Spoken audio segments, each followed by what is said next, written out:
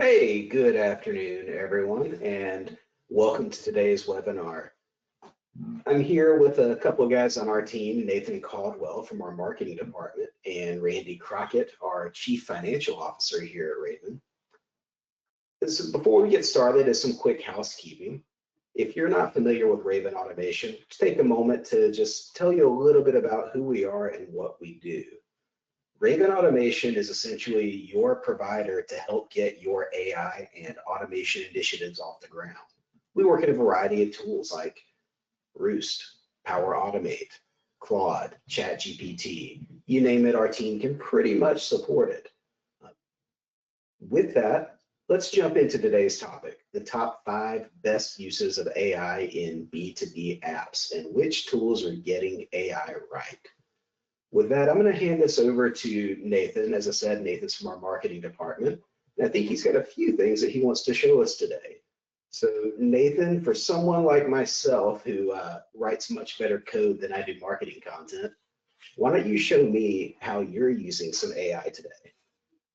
Yeah, so what we're really going to be getting into today is we're taking a look at a few business apps that are quite popular, and whether you use these ones specifically or not, the premise of what we're going to show you today, we will show specific demos of how to take advantage of AI in these particular apps today. But what we want to get to is an understanding where whether you're using this software or another software, you want to be thinking about how to take advantage of AI and the tools that are available in that software. And the reality is that so many software solutions are out there just riffing on AI like crazy, and the features that they're bringing out to the users is just like, it's coming at us at a really fast pace, so fast that they're even having a hard time communicating like what new features are available and what you're able to do that's out there. And so sometimes you'll wake up one morning, you'll pull open an app, and all of a sudden all of the buttons that you thought were in one location are in a different location, and you're looking for ways to do the same thing that you've done day to day. And so the message is clear, or the message needs to be clear, that we are in an era where things are going to keep changing rapidly. And so you want to have the mindset of, how do I take advantage of these new changes? How do I explore? How do I get the skills that I need in order to keep on keeping up with all of the new releases and things like that? So even from these few solutions that I'm going to show you, so I'm going to take on the software. It's called Noda. Some people pronounce it Nada, but I'll show you how to take advantage of transcription services and how to use AI there, so you can amplify your ability to create great content. I'll also show you what's going on in Canva. It does have some AI for image creation and graphics. I'm going to show you something a little bit different today. It's going to be a little more complex than just asking the tool itself to create an image. And so I'll show you what that is today. Then I'll get into Excel a little bit, because there are some new features in Excel that just make it so much more user friendly. I'm going to raise my hand when I ask this question. Who is not an amazing Excel formula creator? That's me. Oh man, Excel formulas, it's like you have to go to school just to figure out which formula you need to get the tool to do the work it's supposed to be able to do. And so I'm going to show you how finally, Microsoft has come out with some easy to use AI so that you can take advantage of Copilot and just tell it what you need it to do and not have to go through tons of Google searching and testing and trying and finding it's not doing what you want it to do. And then after that, Randy's going to take over. Oh, sorry. Go ahead, Jared. You know, I can't help but notice, Randy, when we were talking about who knows Excel spreadsheets and formulas like this, that you threw your hand up there too. You mean to tell me a finance guy doesn't know everything there is to know about Excel?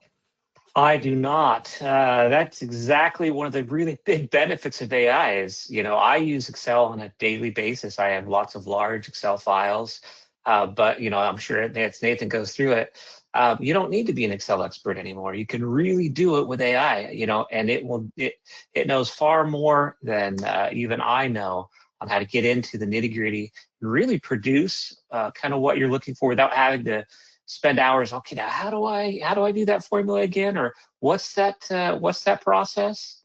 Or as Nathan would say, process. You got me. See, Randy knows I'm from Canada. I grew up in Canada, so I say things a little bit differently, like tomorrow or borrow or sorry. But hey, it's that little difference that makes the world go round, right? Absolutely. All right, so let's jump right in.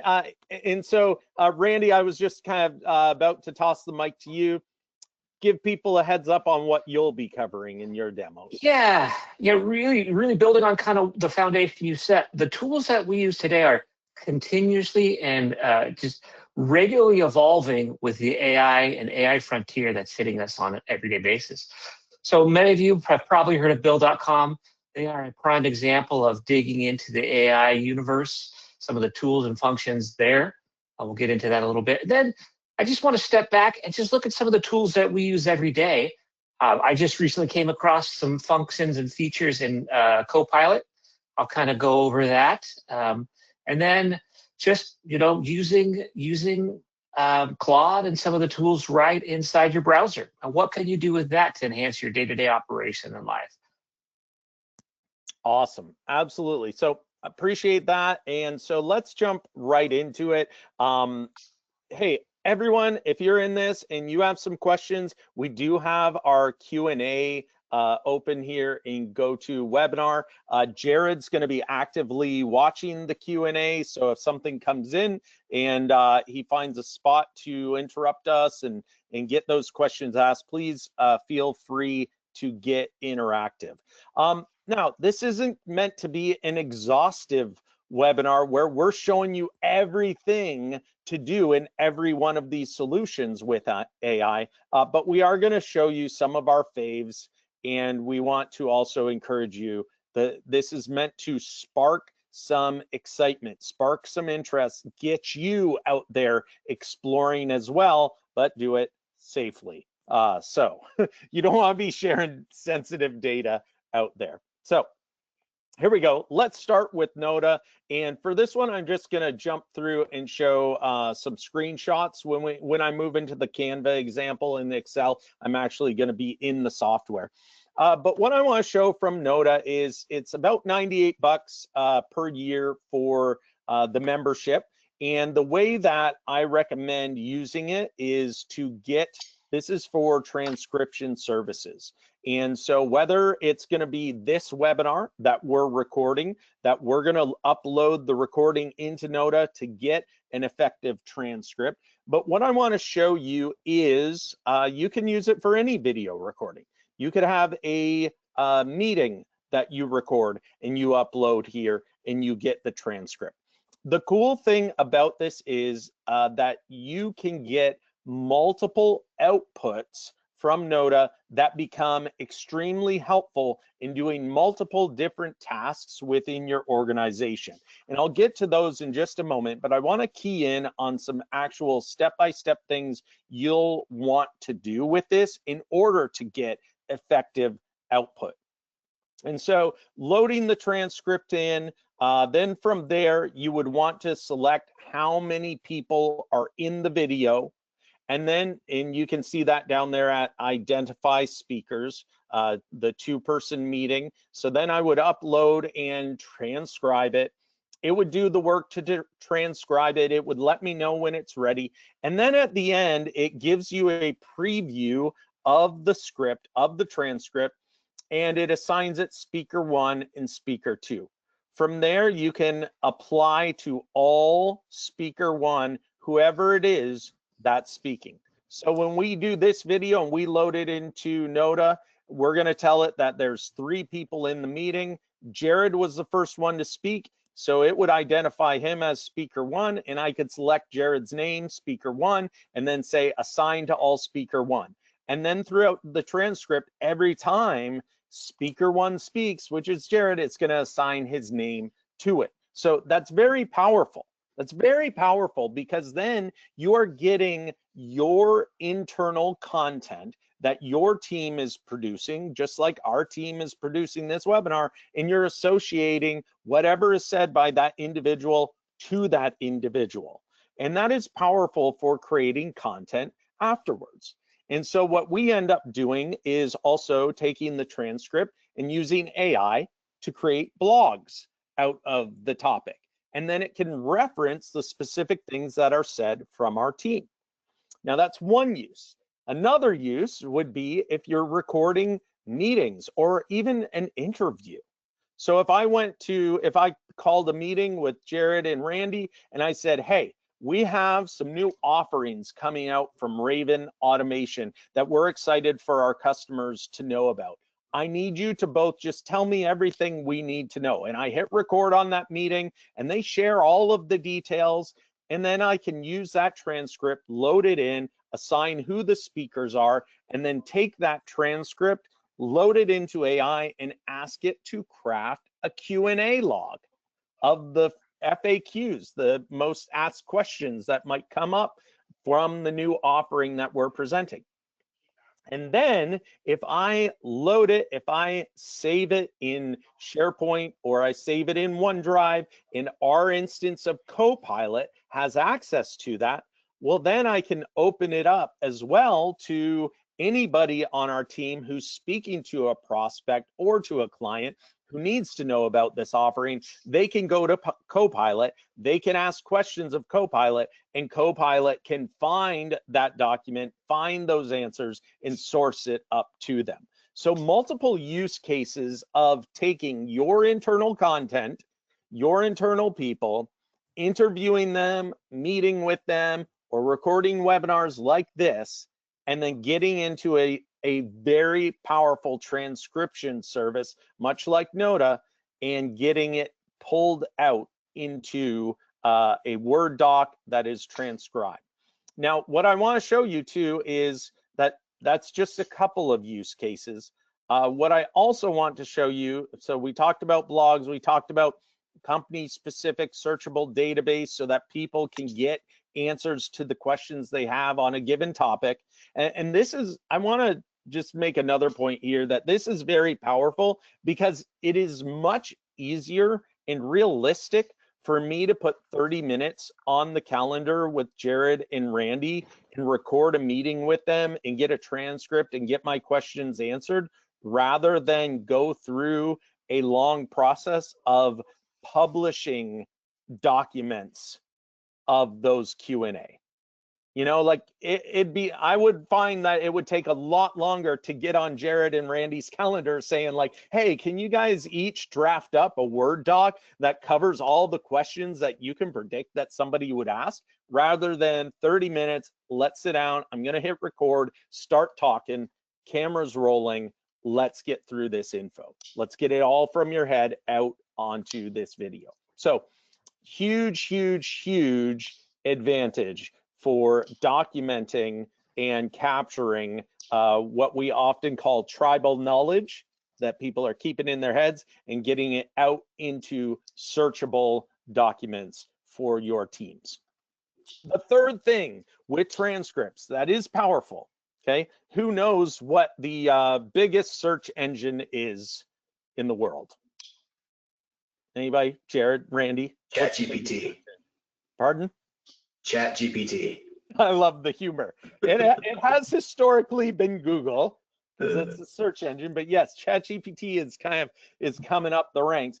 But also YouTube is like the second largest search, and also ChatGPT is referencing a ton of YouTube videos as authority to share back answers and to cite that info. And so here's where a powerful kind of that expression of you're leaving a lot on the table if you don't do this is, for example, for this webinar that we're recording, I'm going to take it, I'm going to load it into Noda, I'm going to get that transcript, and then I'm going to download a transcript specific file. It's got its own little, you know, .trf or something like that, that YouTube will accept as a typed up transcript. And so you save a ton of time, so you don't have to go in, you don't have to put it straight, like type it into YouTube and set all the timings and all of that. And it will become more accurate rather than relying on YouTube to do it, because the reason why I say it will be more accurate is because you have an opportunity at this stage before you download it to go in and correct things. That's powerful because you want the transcript to spell your company name correctly with your preferred spacing and capitalization and all of that.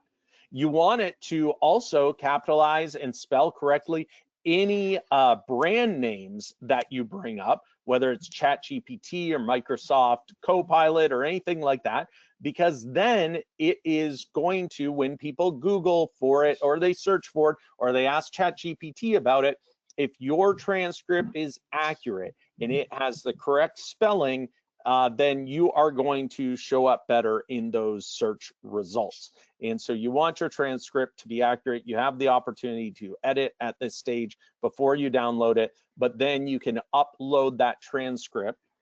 And like I said, we'll do this with this webinar where we'll upload it to the Raven YouTube channel, and I will take that transcript from Noda and I will upload it as the official transcript attached to that video.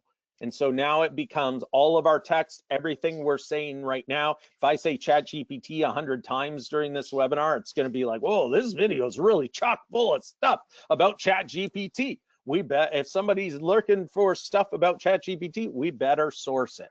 And so this is key for keywords and searchability that you want to be able to do. All right, so that's a few things. I'm gonna throw out another thing here, Nathan, if you don't mind. Personally, transcripts, there's so much more that we can do with those. And I use transcripts from just meeting with our team members on a daily basis to handle things like, well, first and foremost, you've seen my schedule. Sometimes I meet with someone and don't immediately get to document what we talked about right then and there. So those transcripts are super helpful when it comes time to document content from one-on-one conversations, employee counseling sessions, and things like that, to make sure that I don't miss any detail that I need to log for the development of that team member too. So that's another really powerful way that these transcripts can be used as well. Absolutely, absolutely. All right, so a little bit about that. All right, so I'm going to stop sharing my screen where it comes to the PowerPoint, and I'm going to jump right into showing you a little bit about Canva. And so Canva, if you're familiar, is a really neat editing software. It's an online app. You can, and I'll go ahead and show you the pricing structure. So a lot of people use this for marketing material, for creating social media imagery, for creating PowerPoint, for creating any design work really. But there's a lot of other uses for Canva, and I want to show you a powerful one that I really have not heard anyone talk about within Canva. And so I'll show that to you. But just to start off, here's a little bit about plans and pricing for Canva. There's a free version, it's $0. Then there's the pro version, and business and enterprise. Now, here's the thing you need to see. Really, to take advantage of AI, you want at least the pro version. And as you can see, there is, as far as like AI allowance, gives you 10 times more AI than Canva free. And then also you're going to be getting soon Canva AI 2.0, Canva AI connectors. And so there's really a lot more that can be done with Canva when you get to this stage of the game. And so that's the version that I'm on. That's what I'll be showing you a couple things with to start. Now, something else you may have noticed is if you have Copilot and you go into Copilot, you may start seeing this thing called agents, and that Copilot is actually connecting into a bunch of different software tools and apps that you may use in your day. You might notice that Canva is one of those. Here's what I'll say from my personal experience. I don't like it yet. I don't like the going into Copilot and using Canva here. It's like, I'll ask it to do something, to create something, and then it'll just do text and copy and then say, well, do you want me to create a graphic for you in Canva? It's like, yeah, that's why I asked you to do it in the first place, man. Come on, you're not saving me time yet. So what we're gonna do, and what I recommend, is go straight to Canva. To me, it's not there yet. This connector that's supposed to like, oh, one-stop shop, start in Copilot and get anywhere you need to be and get anything done. I don't like it. You can request it, it'll create something, and then you still have to request for it to show up in your Canva account if you want to go further and make any tweaks and changes. And so I'm going to show you real quick in our Canva home. I did ask it to create something recently, and it didn't take into account any like nice design work or anything like that. Are you seeing this? Just your invited live webinar, really great site.com. Like this is not interesting. I don't like it. So I would much rather start in Canva and get closer to what I want from the beginning. All right, so let's actually get into Canva. This is typically where you land your home, and you'll see your projects and things like that. It'll have your search bar up top. Where we want to go for this demo and to show you some particularly powerful items is down here on the left column. There is Canva AI. At the very beginning of this webinar, I had mentioned, hey, you wake up one day, you go in, all the buttons are moved around. There used to be an option up here for Canva AI as well, and now it's just down at the left-hand column. So when I click on Canva AI, you're going to notice that you have the ability to design something, to create an image, to write a doc, to use code, or do a video clip. Now, I'll just make quick mention, the doc, it's pretty much like Copilot, ChatGPT, Claude, when you're in a Word doc and you want it to help you create copy. It's fine. I don't find it particularly powerful. But what I want to show you that is particularly powerful is coding with Canva. Now you might be thinking, Canva doesn't seem like the place I would go to code. However, I think it should be if your final result is something that you want to look very nice. If you want it to have a heavier design output than functionality output, you have simple functionality, but you want it to look really nice, man, Canva is a cool place to experiment with. And so let's go ahead and click on code. And this is my prompt. I'm just going to ask it to create a pricing calculator for a photographer. Very simple prompt. I didn't give it a lot of details, but you're going to see that it does a lot of thinking and it does a lot of coding. And so we're going to hit start on that. And so, all right, I'm going to create a sleek pricing calculator for a photographer with package options and add-ons. So you can see that it's coding, it's generating a whole bunch of lines of code. I can be hands off. I can go do something else while it's running. And so really what I'm going to do though is we're going to save a little bit of time in the demo world, and we're going to flash forward to what it actually creates. And so this is what it comes up in, and you can see that, hey, this looks pretty good. Like the design of it, the look, it's sleek. I mean, I could see myself going to a photographer's website and this be the pricing calculator and feel confident that they're going to produce good quality photos. Because if you think about that, like when it comes to choosing a photographer, aren't you going to like judge all of their visuals on their website and build confidence if you think they can do the job of capturing your handsomeness or the beauty of your spouse or your children? Like, you wouldn't want to go to a website that looks really busted, like, you know, the 1990s Space Jam website, and be like, I am trusting the photos of my children in this person's hand. You need that design look. And so this is what it created. And then you can go ahead and hit publish. Now, when you publish it, Canva will actually give you a website, a URL for free. You don't have to go to GoDaddy or another website. You can get that. But if you want a custom website location, then you are paying for that.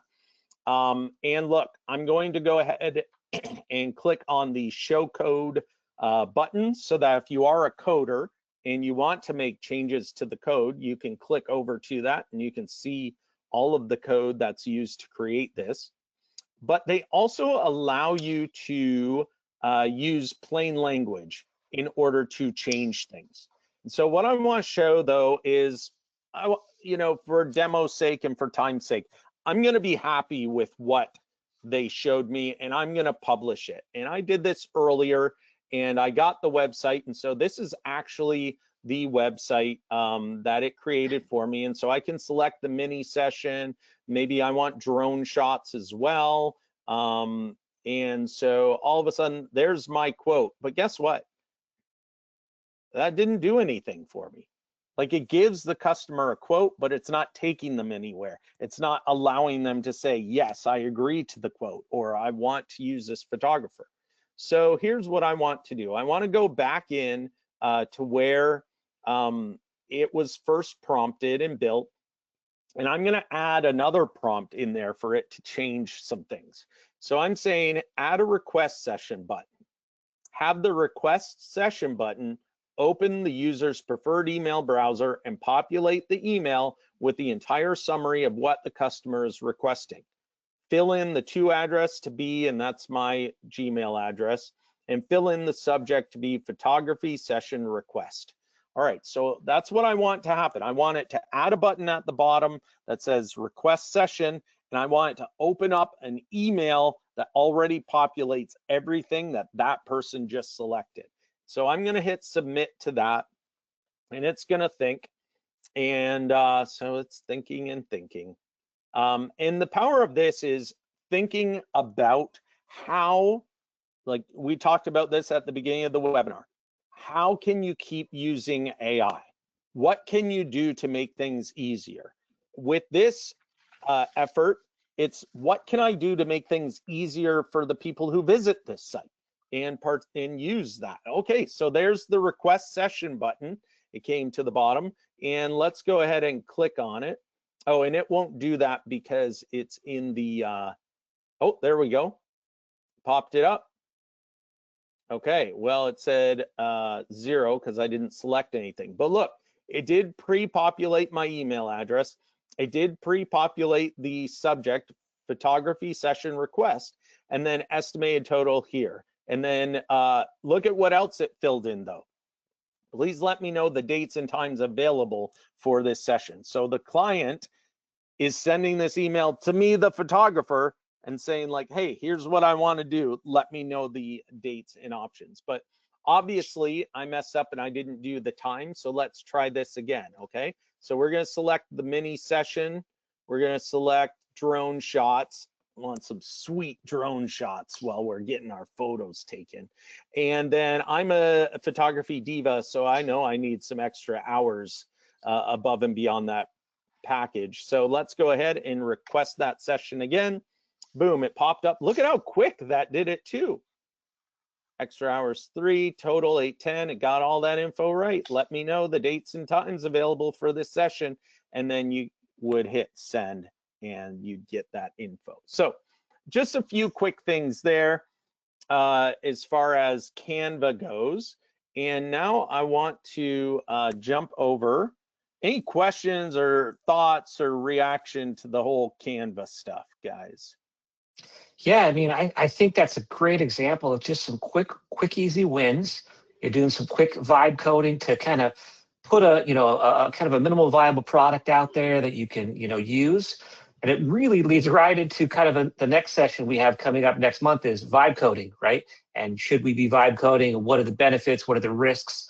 So I encourage anyone to tune into that session and get some more information on how, the state of vibe coding today and how to use it and the risks involved. Jared, when is that? I don't know that we have a date decided on that one just yet. Yeah, we have a date, and at the end of the webinar, there's going to be a QR code where people can go ahead and register right away for it as well. Perfect. But what a great example of just a quick, easy win using AI to really enhance your product and, visibility into kind of what you do. It's really good.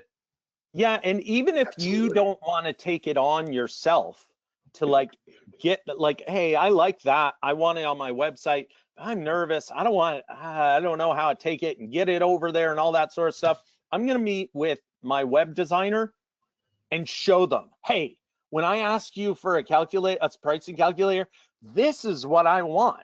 And you've already gone through all the back and forth with your own native language to say, hey, switch this up, make this change, so that you aren't just waiting on someone else to do that work and charging you for the hours.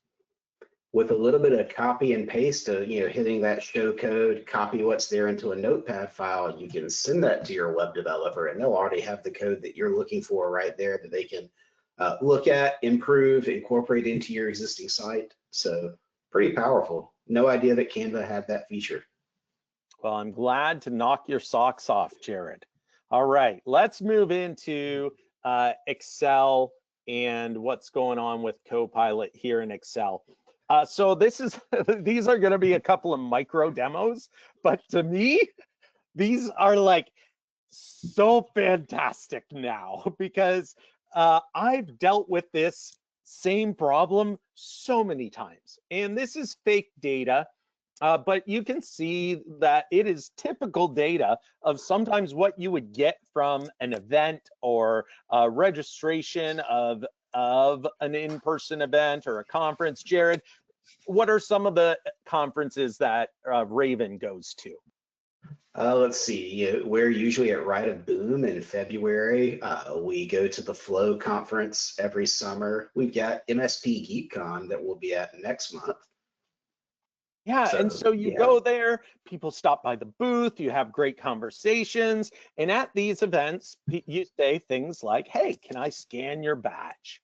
People are like, of course you can. I want to talk to you, Jared. I want you calling me. We got to set up an appointment.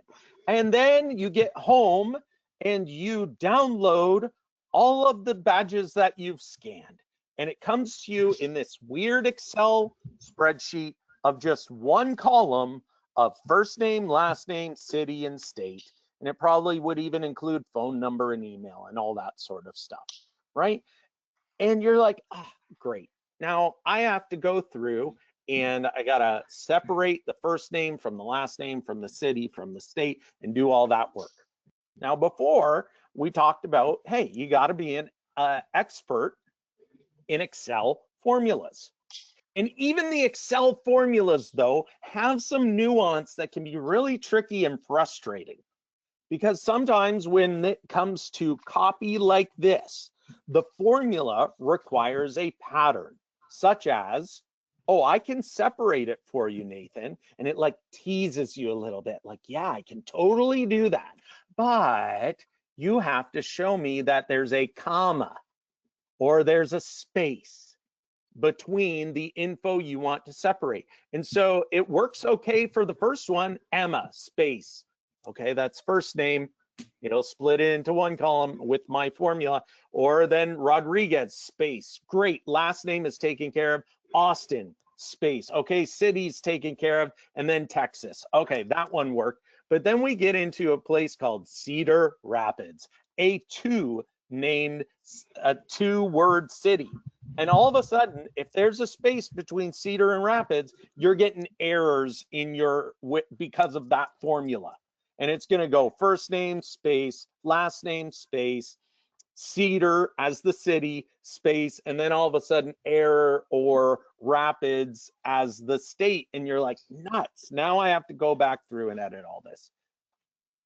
Now we have Copilot being able to understand our requests. So I'm going to go ahead and I'm going to hit Copilot, and I'm going to take my prompt.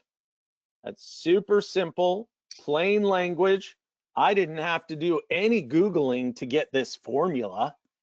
And I'm putting in, sort this data into 4 separate columns: first name, last name, city, state.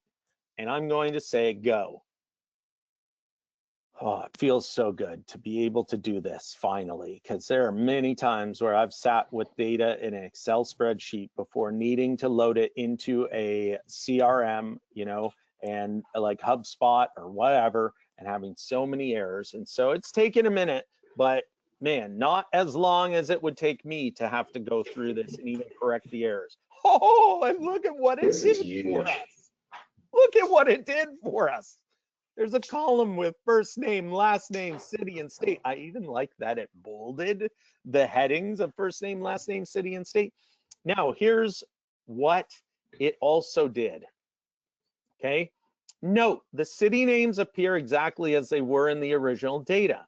Some have spaces like San Diego and Salt Lake City, while others are concatenated. Never heard that word, so thank you, Copilot, for educating me on some big words today. Without spaces like Cedar Rapids and Santa Fe. This reflects the original source data format. If you'd like me to try to add spaces to the concatenated city names, let me know. And if I'm butchering that word, it's because that's how we pronounce it in Canada, okay? And so I like that callback there, a little callback joke to earlier.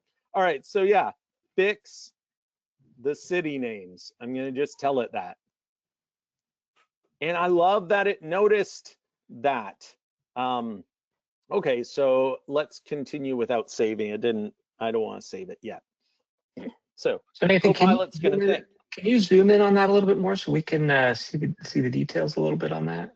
Unfortunately, let's probably. See.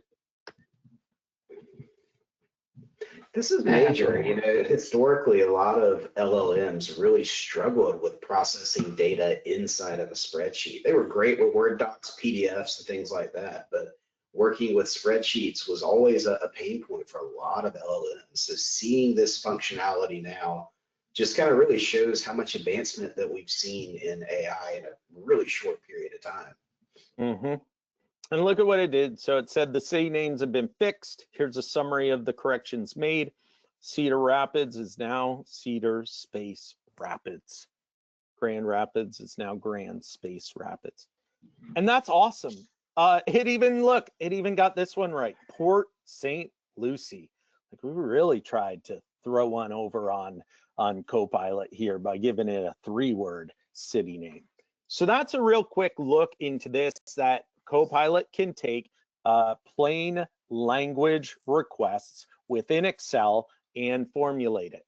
Now, I know I'm taking a look at the time. I had a couple more things to show in Excel. I'll just tell you that it can also do plain language requests if you have data. So if you have numbers where, like, you know, quantity plus unit price, you can just ask it to do the formula, create a new column that has revenue column that multiplies the units by unit price for each row and fill it down. And then you aren't like trying to copy formulas into each cell and all that sort of stuff.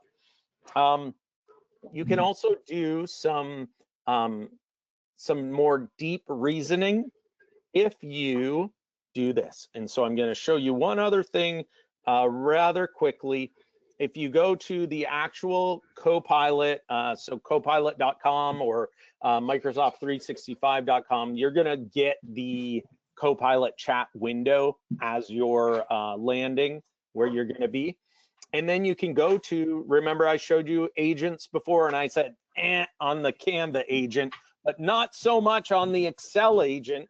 So you would click on agents, you would click on Excel, and then you can say things like this, okay?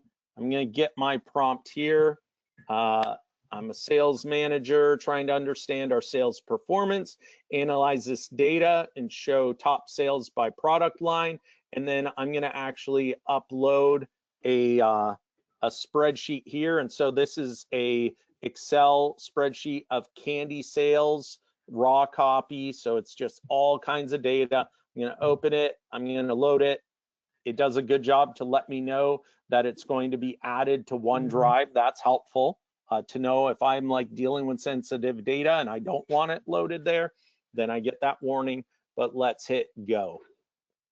And so I'm just telling it to add one tab, which shows top sales by product line, add a third tab, which analyzes sales by geographic region, and then Excel will run and do that for you. All right, so what specific metrics do you want to emphasize? Let's do total sales revenue, and let's go.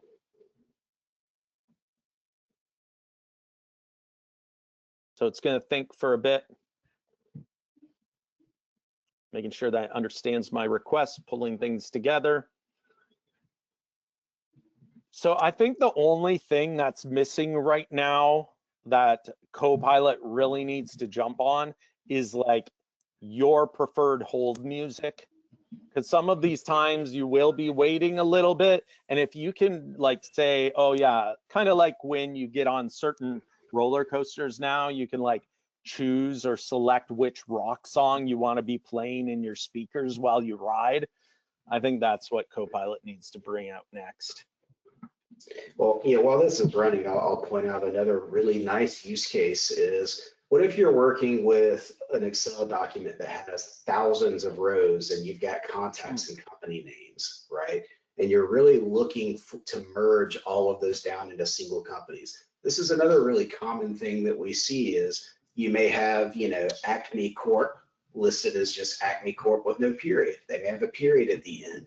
They may say Acme Corporation, right? But they're all the same company. And you can leverage Copilot to read all of those and identify those duplicate companies so that you can help keep your records clean and merge all of that together. Really, really helpful time-saving thing. Yeah, absolutely, absolutely. And so, yeah, I apologize that this is taking a bit. Maybe we can, Randy, we can jump over to you for your demos and then maybe circle back when this is ready to go. So I'm going to turn it over to Randy. You should be able to take over as presenter now. Yeah, do you want? I think you have the PowerPoint for the bill.com slides, or my apologies. Yep, I'll pull that up right now. So I'll share my screen, and you just let me know when you want me to adjust. Fantastic, fantastic. I won't take a lot of time here. I just want to share some of the things, kind of building off what the premise you kind of said at the beginning.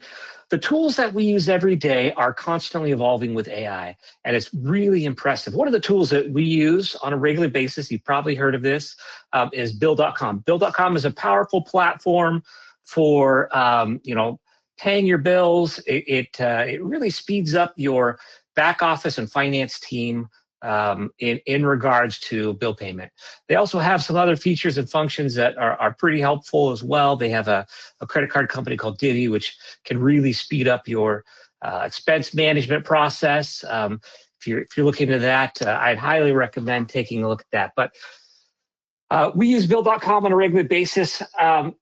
Before we had Bill.com, or before it evolved in some of these advanced AI features, we'd be putting all of our bills in manually. We'd have to get in and who's the payer, who we paying, and then coding each of the different invoices to different GL entries. Is this for our services? Is this a COG? Is this an expense? Is this for kind of what are we using it for? And it'd have to be very much a manual process. And the process of creating these invoices was pretty cumbersome. Bill.com has incorporated AI, it's really sped up that process. If you want to go kind of the next slide, we'll talk about that a little bit. So some of the primary challenges in how it was before is, really efficiency, accuracy, doing it manually, making sure you're putting in the right companies, things of that nature, and security. So with automation, go to the next slide there. It's able to take those invoices, you kind of ingest them now. It's able to OCR or read those optically and really parse out the data, parse out the information, who the payer is, what the line item amounts are, what that expense is. And with AI, it's able to kind of reason through that now, and it's able to learn based on historical processing. There's a vendor you use regular basis that typically goes to a specific GL.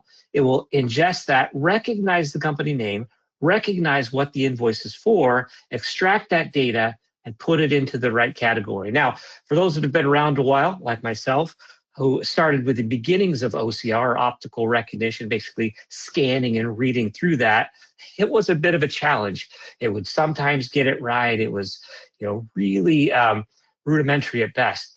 It's come a long way through AI nowadays. It's really, really accurate, really efficient, fewer errors, faster processing, and really a substantial cost savings in regards to its accuracy and in regards to the productivity of your team, actually your accounts payable team, saving substantial amounts of time.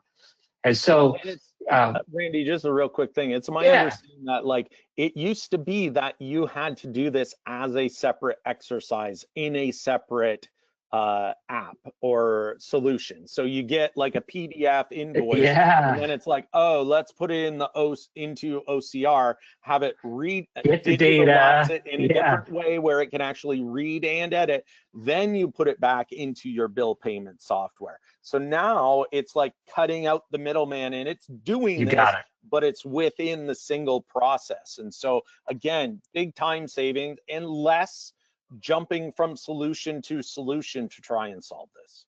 You got it. Yeah. Bill.com integrates directly with your tool. We use QuickBooks. We actually use QuickBooks Desktop, which is notoriously hard to integrate with. But Bill.com, through their platform, you do it all in Bill.com. It syncs those invoices back to QuickBooks or whatever your platform may be. One pane of glass that you have to work with. Historical data is all in there. Works really, really well, saving lots of time and effort. Really good point. Fantastic. So let me jump over to kind of some other use cases that I found. Kind of just as you mentioned, Nathan, our tools are constantly evolving. One of the things I just recently came across, and you can go ahead and share your screen with me, is even in Copilot, the Microsoft tool, the tools are constantly evolving. Just recently, they've added some co-work features, some co-work functions from Claude, integrating some of their the tools that are out there in some other AI platforms. Let me share this window, Google Chrome. Make sure you guys are able to see that. Yep, we're seeing Copilot right now. Yeah. Perfect. So one of the things that I just recently ran across is how much of a challenge it is trying to schedule an appointment with one of your coworkers. Like, you got to go through their calendar, do scheduling assistant, find out when am I available, when are they available. Now, using Copilot, the simple prompt, you can actually have it create the calendar invite for you, check both you and your coworker's screen, and to show you times that are available. So I'm just going to copy and paste here real quick, right in my Copilot. I'm going to say, hey, I want to meet with Nathan. Will you check my calendar and schedule a time that works for both of us? Now, one of the advantages, or one way to get your AI or your LMM to work really more efficiently for you, is becoming better at your prompts. But I just want to show, with just a basic prompt, not a whole lot of data, it can reason through and kind of figure out. So I actually didn't tell it which Nathan I was trying to set up a time with. Let's see if it can figure out who you are, Nathan. So it's going to search for you. It's kind of first thing it's going to do. I didn't put in your last name. Let's see if it can figure out which Nathan in our company it's trying to set up an appointment with. Okay, look, both calendars are open, figured out who you are, shows your availability right here in Copilot. I could just pick a time. I'm going to say, hey, let's do Tuesday, 3:30, works for both of us. Send the invite option 1, and it's going to quickly send it out. Done. Now we have something on both of our calendars, and I don't have to go through the scheduling assistant. I can do it right as I'm chatting with other things. I can actually do it right in line with the conversation I'm having about the conversation or topic that I want to have with you. Sent the invite, gave me a summary, all right in Copilot. That blew my mind. I was amazed by that when I found that out a couple of weeks ago. It's something I hadn't learned. So our tools are constantly evolving there. And I just got the chime that I got a new meeting invite. So pardon me, guys, while I go answer them. Right? It's amazing. Constant evolution. Who needs Another function. What's that, Jared?